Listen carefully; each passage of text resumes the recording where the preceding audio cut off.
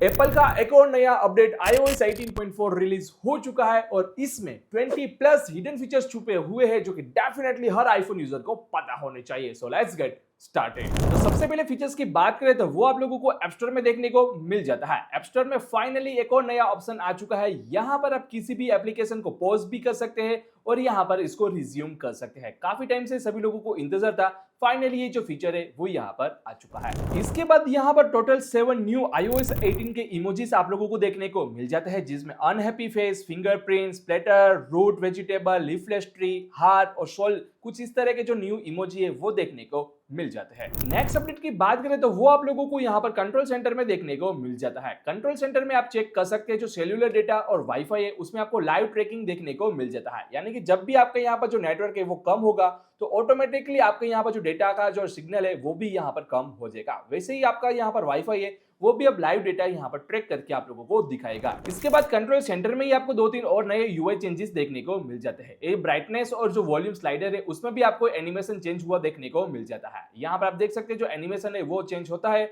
और वैसे ही ब्राइटनेस भी यहाँ पर जो कलर है वो यहाँ पर चेंज हो जाता है। तो माइनर से यूआई डिफरेंस आपका इंप्रूवमेंट है वो काफी ला सकता है। नेक्स्ट फीचर्स की बात करें तो वो भी आप लोगों को कंट्रोल सेंटर में ही देखने को मिल जाता है। यहाँ पर कुछ नए टॉगल्स आप लोगों को देखने को मिल जाता है जो कि वो है एम्बिएंट म्यूजिक का। यहाँ पर स्लीप, चिल, प्रोडक्टिविटी और वेलबींग, कुछ 4 नए एम्बिएंट म्यूजिक के मोड देखने को मिल जाता है। जैसे कि यहाँ पर मैं स्लीप का ऑप्शन चूज करता हूँ तो यहाँ पर आप लोगों को और काफी सारे ऑप्शन मिलते हैं। जैसे कि यहाँ पर लॉन्ग प्रेस करके रखेंगे, यहाँ पर एक बार टैप करेंगे तो स्लीप में भी काफी सारे मोड आप यहाँ पर चूज कर पाएंगे, जैसे कि bedtime beat, sound bath, piano sleep और भी काफी सारे। उसमें से आप कोई भी चूज करेंगे और यहाँ पर जब भी आप इस आइकन पर टैप करेंगे तो बैकग्राउंड में ऑटोमेटिकली आपके यहाँ पर जो म्यूजिक है वो बजना स्टार्ट हो जाएगा। इतना ही नहीं, जो एम्बिएंट म्यूजिक आता है वो एप्लीकेशन ही डिफरेंट हो चुका है। यानी कि आपको इसके लिए कोई एप्पल म्यूजिक का सब्सक्रिप्शन नहीं चाहिए। यहाँ पर एप्पल का जो एम्बिएंट म्यूजिक ऐप है वो ही डिफरेंट हो चुका है। इतना ही नहीं, ये जो एम्बिएंट म्यूजिक है उसको आप यहाँ पर अपने लॉक स्क्रीन से भी कस्टमाइज कर सकते हैं। सिंपल सा कस्टमाइज में आ जाना है, लॉक स्क्रीन पर आ जाना है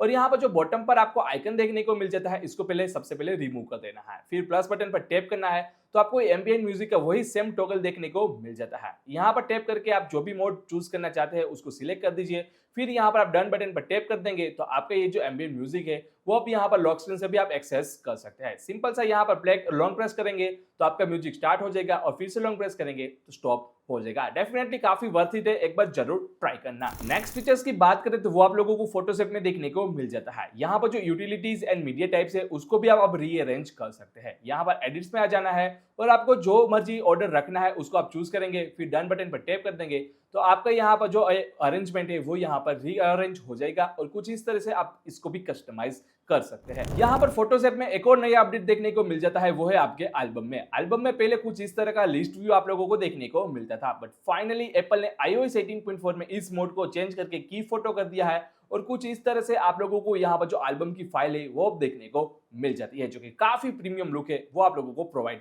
करती है। नेक्स्ट अपडेट की बात करें तो वो आप लोगों को सफारी ब्राउजर में देखने को मिल जाता है।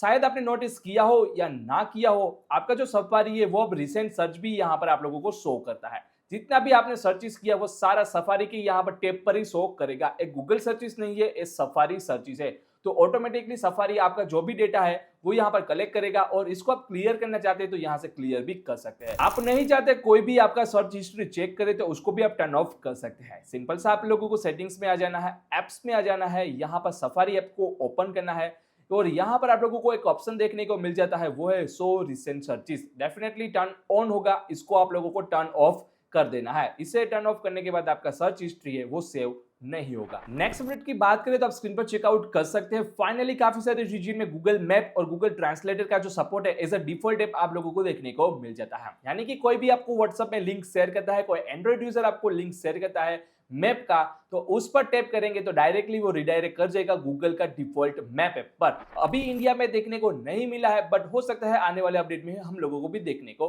मिल जाएगा। बस इतने ही फीचर हम लोगों को यहाँ पर iOS 18.4 में देखने को मिल जाता है, जिसमें नॉन प्रो मॉडल है। अगर आपके पास प्रो मॉडल है जिसमें एप्पल इंटेलिजेंस सपोर्ट करता है तो और भी काफी सारे आप लोगों को फीचर्स देखने को मिल जाएंगे। नाउ अब बात कर लेते हैं कौन कौन से न्यू फीचर्स हमको एप्पल इंटेलिजेंस सपोर्टेड डिवाइसेस में देखने को मिले हैं। एप्पल इंटेलिजेंस सपोर्टेड डिवाइसेस में जो सबसे पहला नया अपडेट आया है वो है एप्पल इंटेलिजेंस एंड सिरी और भी काफी सारी लैंग्वेज को अब सपोर्ट करने लगा है। लैंग्वेज में आप जाएंगे तो फाइनली आप देख सकते हैं इंग्लिश इंडिया का भी अब सपोर्ट है, वो हम लोगों को देखने को मिल चुका है। नेक्स्ट फीचर्स की बात करें तो फाइनली जो हमारा एप्पल इंटेलिजेंस में जेनमोजी का फीचर आया था वो अब सारी थर्ड पार्टी ऐप को भी सपोर्ट करने लगा है। किसी भी ऐप में आप जाएंगे और यहाँ पर कीबोर्ड में जाएंगे तो फाइनली यहाँ पर आप चेकआउट कर सकते हैं जो जेनमोजी का नया फीचर है वो हम लोगों को देखने को मिल चुका है। तो यहाँ पर अपना कोई भी कस्टम जेनमोजी क्रिएट करके आप यहाँ पर किसी अपने दोस्तों के साथ शेयर कर सकते हैं। भाई तभी आपको पता नहीं है कि व्हाट्सएप में कैसे आईपैड यूज करना है तो ये आई बटन में चेकआउट करना, मैंने डेडिकेटेड वीडियो बनाया हुआ है। अगला जो नया अपडेट आया है वो है प्रायोरिटी नोटिफिकेशन। अगर आपको कोई इंपॉर्टेंट नोटिफिकेशन आता है तो वो ऐसा प्रायोरिटी नोटिफिकेशन आप लोगों को ऐसा हाईलाइट करके शो करेगा। आप देख सकते हैं आपको जो नोटिफिकेशन है वो हाईलाइट हुआ है।